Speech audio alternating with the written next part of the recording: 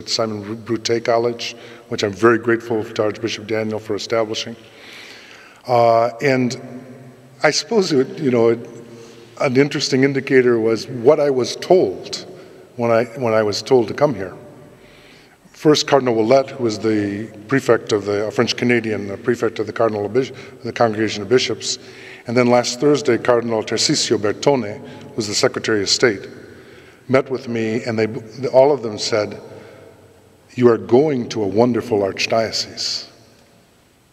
And my first reaction is, well, then why do you want to send me? Because I'm a missionary, and I don't look for wonderful places to go. But then I thought, that was pretty arrogant of you, to say that, because there's a mission here. Because the Catholic Church is by its nature missionary. It's like the song says, love ain't love unless you give it away. And the mission that we have in central and southern Indiana is to give away the love we've received. And we'll keep it. Do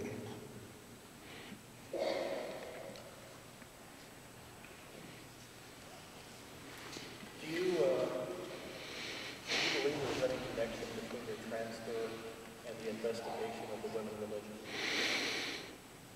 I don't know. That's the honest answer. And I think I might probably use a word different than investigation. The word was visitation, and I think it's worth making that distinction because it's a word that religious know about, whether you're men or women. It's an ordinary thing that happens within our congregations or our orders or our societies. This one I think was particularly challenging because it seems the mission that was given to the visitor was one woman visit 59,000 others in a credible manner and then have something to say at the end. I think Mother Mary Clare did a very good job in trying to do a very difficult mission.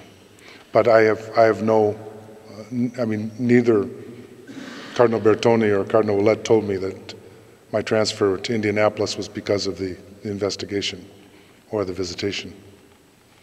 What should the women religious of this archdiocese, or America for that matter, take from your appointment? Well, I think hopefully they'll realize that as a product of Catholic schools, as a product of a family in whose our mother had 3 aunts and 5 cousins in the same order, and as the transfer of a bishop who, as a young priest, worked closely with American women religious,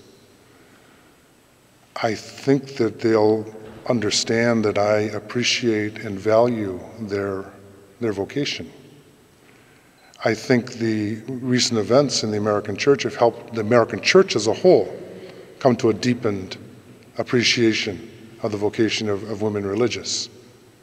Hopefully, the men will be able to live in such a way that that appreciation is felt. But it can't be simply, I think, admiration.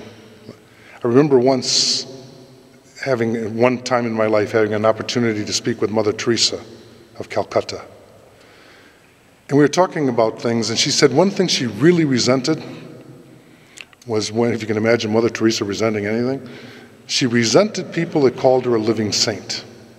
Didn't like it at all. And she said, if I can do anything to shut them up, I do. Why? Because I feel like they're projecting onto me what's their vocation too. And so I think we as religious don't really want to be admired. But we hope to be recognized as a gift to the church so that families like my family will encourage a young person who feels the call of God in that area.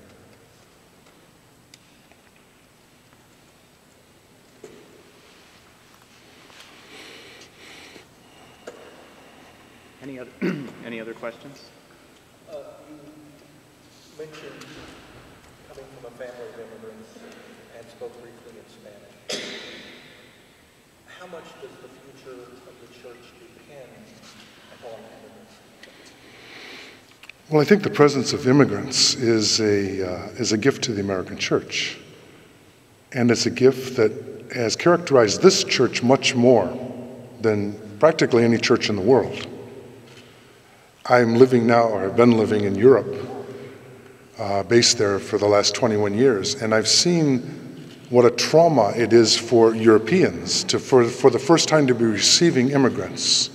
And oftentimes the immigrants aren't treated as gifts. They're treated as threats, or they're treated as undesirable in their society. The American church has, throughout its history, been an immigrant church and a place where immigrants found their home. And I think that the American bishops, as I recall, more than 20 years ago, issued a pastoral letter in which they recognized the giftedness of immigrants. And I think it's a wonderful gift to be received here in the Archdiocese as well. But I have to tell you that my grandmother, who spoke English well, always prayed in Irish, because she wasn't sure God understood English.